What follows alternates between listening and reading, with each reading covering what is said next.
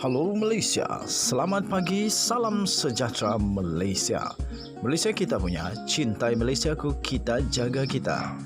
Sebelum kita mulakan berita hangat pada hari ini, untuk anda yang baru pertama kali, silalah untuk sudi tekan butang subscribe, like dan share.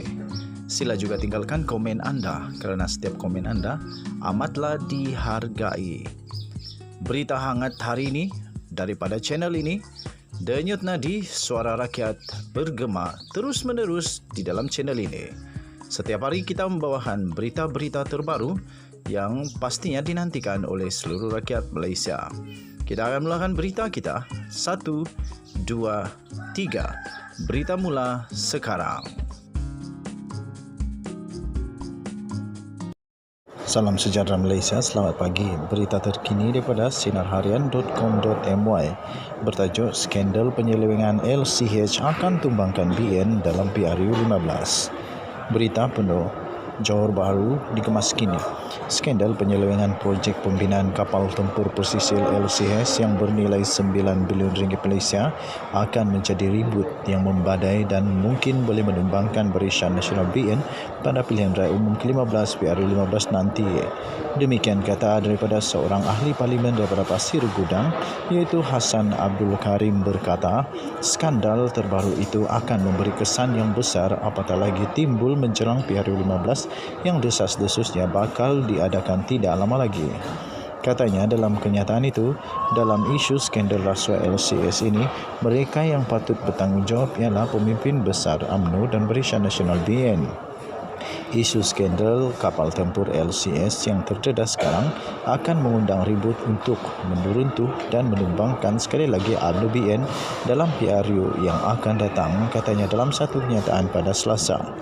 Projek pembinaan LCH adalah perolehan terbesar dalam sejarah Kementerian Pertahanan dengan kos keseluruhan sebanyak 9 bilion ringgit Malaysia.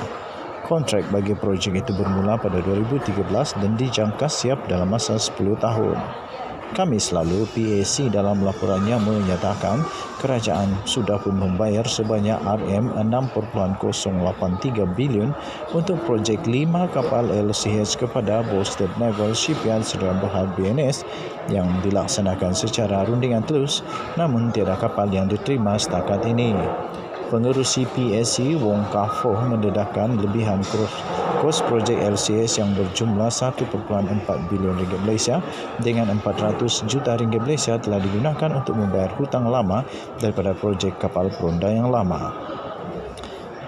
Hassan berkata isu skandal itu mengakibatkan kerajaan campuran BN Perikatan Nasional kini berdepan dengan kemunculan satu lagi skandal rasuah, pecah amanah jenayah, salah guna kuasa dan pelupusan wang haram. Perkembangan itu katanya amat mengejutkan kerana wang rakyat sebanyak 6.083 bilion ringgit Malaysia telah dibayar bagi kontrak sebanyak 9 bilion ringgit Malaysia untuk mendapatkan 5 buah kapal LCH untuk Tentera Laut Diraja Malaysia TLDM sejak 2011. Namun sehingga sekarang sebuah kapal LCH pun tidak sampai.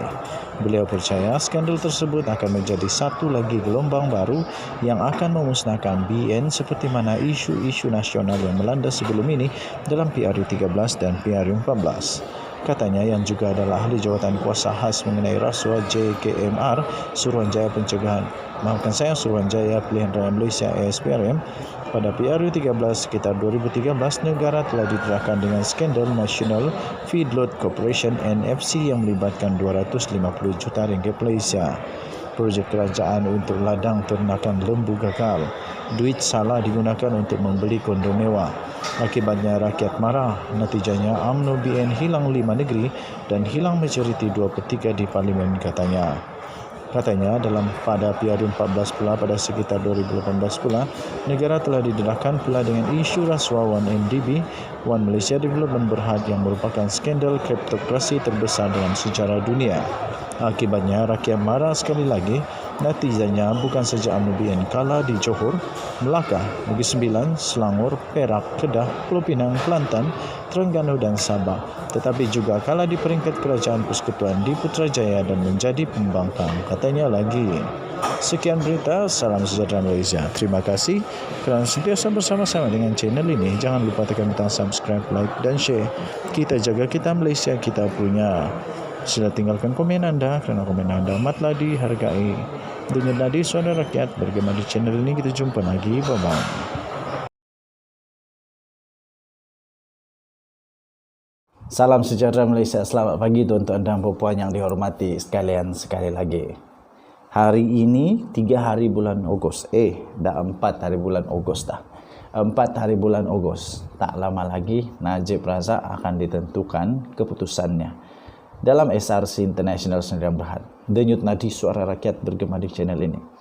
Tuan-tuan dan puan yang dihormati sekalian, baru saja diterima satu dokumen yang sangat penting dan sahih menyatakan berapa sebenarnya kekayaan Najib Razak, berapa sebenarnya aset Najib Razak.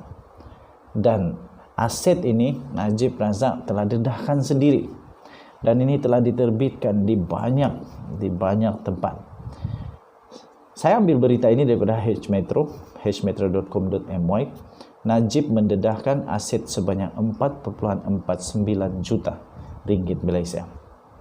Datuk Seri Najib Tun Razak telah mendedahkan aset yang dimiliki oleh beliau, antaranya adalah deposit kepada Amanah Saham Nasional Berhad ASN, beberapa lot tanah dan rumah serta kereta mewah iaitu Mercedes-Benz dan Bentley Continental Flying Spur yang kesemuanya dianggarkan bernilai 4.49 juta ringgit Malaysia. Bekas Perdana Menteri itu telah membuat pendedahan berkenaan selepas SRC International dan sebuah anak syarikatnya iaitu Gandingan Mentari Sdn Bhd selaku plaintiff memperoleh perintah injuksi Mareva daripada Mahkamah Tinggi di sini untuk menghalang beliau daripada memindahkan atau melupuskan mana-mana asetnya yang bernilai sehingga 42 juta ringgit. Tuan-tuan dan puan yang dihormati sekalian, injuksi Mareva adalah perintah sementara yang mengekang Datuk Seri Najib Tun Razak selaku defendant daripada melupuskan sehingga keputusan dicapai dalam kes antara plaintiff dan defendant. Berdasarkan dokumen yang telah diperolehi oleh pihak media hari ini, Najib Razak yang ketika ini berumur 69 tahun telah mendedahkan bahawa aset miliknya di dalam afidavit tambahan yang difailkan menerusi Tetuan Syafiq & Co pada 20 Julai yang lalu. Antara aset yang dimiliki oleh Najib Razak adalah lot dan rumah di Pekan, di Kuantan dan Genting Highland di Pahang serta di Semenyih Selangor yang keseluruhannya bernilai lebih kurang RM460,000 Malaysia.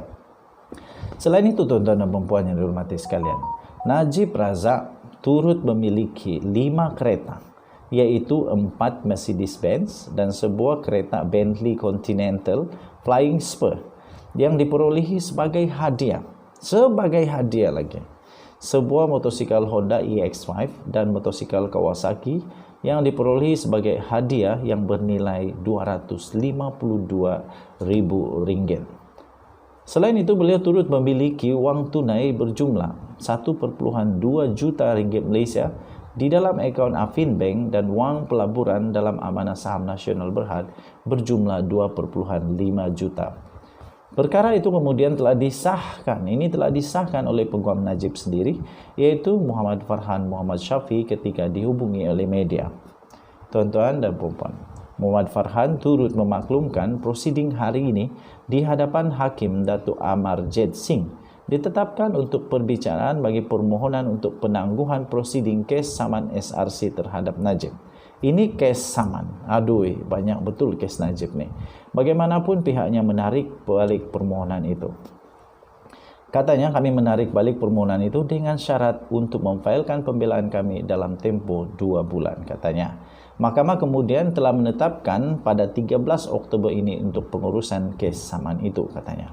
Pada 24 Mac yang lalu, tuan-tuan puan, Pesuruhjaya Kehakiman iaitu Datuk Muhammad Arif Amran Arifin yang membenarkan permohonan SRC dan Gandingan Mentari dalam saman SRC ke atas Najib. Ini saman bukan SRC yang Najib dah dikenakan penjara itu, bukan. Ini perkara lain. Okey. mengarahkan ahli Parlimen Pekan itu untuk mendedahkan kepada Peguam SRC secara bertulis aset beliau di dalam atau di luar Malaysia yang bernilai sehingga 42 juta dalam 30 hari selepas perintah itu diserahkan kepadanya. Muhammad Arif Imran turut mengarahkan Najib supaya tidak mengalih, tidak melupuskan, tidak mengendali atau tidak mengurangkan nilai asetnya di dalam dan di luar Malaysia itu sekitar sehingga 42 juta ringgit Malaysia sehingga keputusan akhir saman itu dikeluarkan. Najib juga dibenarkan mengeluarkan dan membelanjakan wang daripada sebuah akaun bank atau sumber lain yang tidak melebihi RM100,000 sebulan untuk perbelanjaan sara hidup dan guaman yang mahkamah ini menyatakan ia adalah termasuk dalam perintah injeksi marif Amerika sementara diperolehi oleh One Malaysia Development Berhad 1MDB. SRC adalah syarikat 1MDB dan gandingan Mentaris dan Berhad adalah anak syarikat milik penuh SRC. Memfailkan writ saman itu terhadap Najib pada 7 Mei tahun lalu, tuan-tuan dan puan. Mereka mendakwa bahawa Najib telah melakukan pecah amanah, menyalahgunakan kuasa dan memperoleh manfaat pribadi daripada dana SRC selain telah menyelewengkan dana berkenaan. Apa yang akan terjadi kepada Datuk Seri Najib Tun Razak selepas ini? Yang pasti, tuan-tuan dan puan-puan yang dihormati sekalian, ramai orang duk kata kepada saya, nak kesian apa? Tapi saya manusia biasa. Saya memang kesian kerana pertama, saya tidak dapat nafikan bahawa Datuk Seri Najib Tun Razak memang ada banyak jasa kepada rakyat Malaysia. Kerana itu saya rasa kesian dengan dia. Pada awal, pada pertengahan pentadbiran sangat bagus. Tapi akhirnya beliau telah terpalit dengan banyak kes 1MDB, penyelewengan wang, pengubahan wang haram, salah guna kuasa, pecah amanah, banyak lagi yang beliau sedang hadapi sekarang. Jadi sekarang tuan-tuan dan puan-puan, berapa banyak Najib Razak perlu lalui di mahkamah? Amat banyak. SRC International, dia sudah pecah amanah, yang ini disaman jadi 2. Kemudian 1MDB Tenuh. Lepas itu adalah pengubahan audit, lepas tu di perbendaharaan negara, lembaga hasil dalam negeri. Adui, pening kepala. Kalaupun Datuk Seri Najib Tun Razak tidak dipenjarakan, dia akan tetap turun naik mahkamah juga sehingga kes 1MDB ini selesai. Tidak tahu bila boleh selesai, tapi kita percaya dengan kehakiman perundangan di negara Malaysia pasti akan membuat perbicaraan terbaik, adil, saksama dan tidak berat sebelah. Saya percaya dengan mahkamah, saya percaya perundangan negara Malaysia antara yang terbaik di dunia. Jadi saya tidak ada apa-apa keraguan dengan perundangan Malaysia. Kalau Najib menang, tahniah diucapkan. Kalau dia kalah, apa boleh buat? Nasi sudah jadi bubur, kena hadapi, itulah konsekuensi daripada perbuatan. Okey? Rakyat boleh memaafkan tapi tidak akan melupakan. Denyut nadi suara rakyat bergema di channel ini. Jangan lupa tekan butang subscribe, like dan share. Selamat menyambut bulan kemerdekaan. Belum hari kemerdekaan tapi bulan kemerdekaan, dan pada bulan September nanti untuk hari Malaysia. Kita jumpa lagi. Bye bye.